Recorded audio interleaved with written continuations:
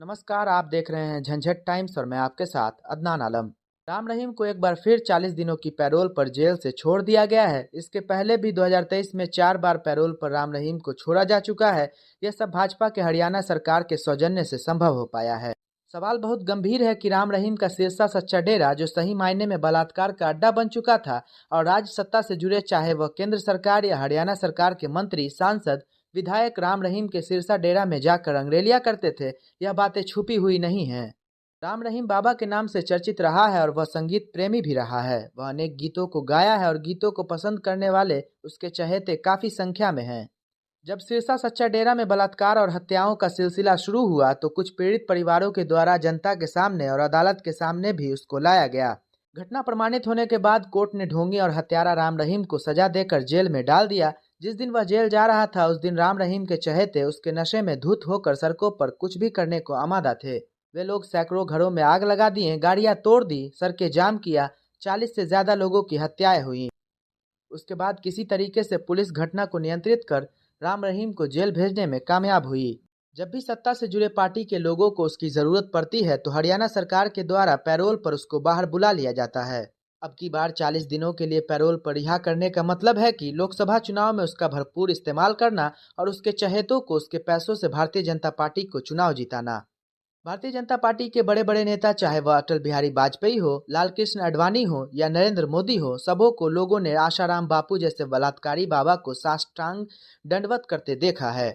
धर्म का सहारा लेकर मठाधीश बनने वाले ऐसे भ्रष्ट एवं बलात्कारी बाबाओं के गुणगान में कसीदे पढ़ना भाजपा और संघ परिवार के लिए कोई नई बात नहीं है। यह सब जानते हैं कि धर्म की आड़ में पाखंडी बाबाओं ने हमारे समाज के सभ्यता और संस्कृति को तार तार करने में कोई कसर नहीं छोड़ा है।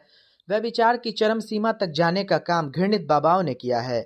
इतना ही नहीं, भाजपा के नेताओं के बारे में कुछ कहा जाए तो और पुख्ता तरीके से यह प्रमाणित होता है कि भारतीय जनता पार्टी इस देश के बलात्कारियों की पार्टी मात्र बनकर रह गई है।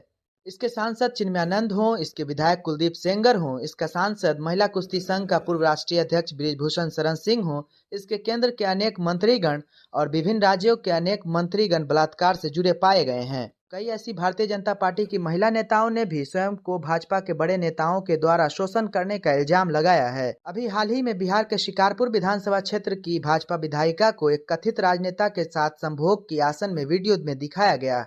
हमें यह कहने में कोई हिचक नहीं होता कि बेटी बचाओ बेटी पढ़ाओ की तथाकथित नारा देने वाली भारतीय जनता पार्टी यानी बलात्कारियों की पार्टी नहीं है, क्योंकि बिल्किस बानो के साथ 2002 में गुजरात में भाजपा के 11 बलात्कारियों द्वारा उसके साथ गर्भावस्था में बलात्कार किया गया और उसके परिवार के 7 लोगों की हत्या कर दी गई।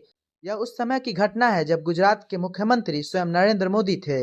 वैसे भी देखें तो भारतीय जनता पार्टी के शीर्ष नेता अटल बिहारी वाजपेयी हों, लाल कृष्ण आडवाणी हों या वर्तमान में नरेंद्र मोदी हों, सबों पर महिला उत्पीड़न के आरोप लगे हैं। इतना ही नहीं, हद तो तब हो जाता है जब मुस्लिम महकमे से नफरत करने की स्वांग करने वाली भाजपा के बड़े नेताओं की बेटियां मुस्लिम नौजवानों के साथ शादियां रचा लेती हैं और भाजपा नेताओं का आशीर्वाद भी उन्हें प्राप्त होता है।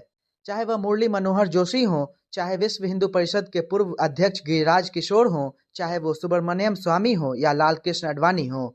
ऐसी अवस्था में भारतीय जनता पार्टी को भारतीय बलात्कारी पार्टी कहा जाए तो ज्यादा प्रासंगिक होगा।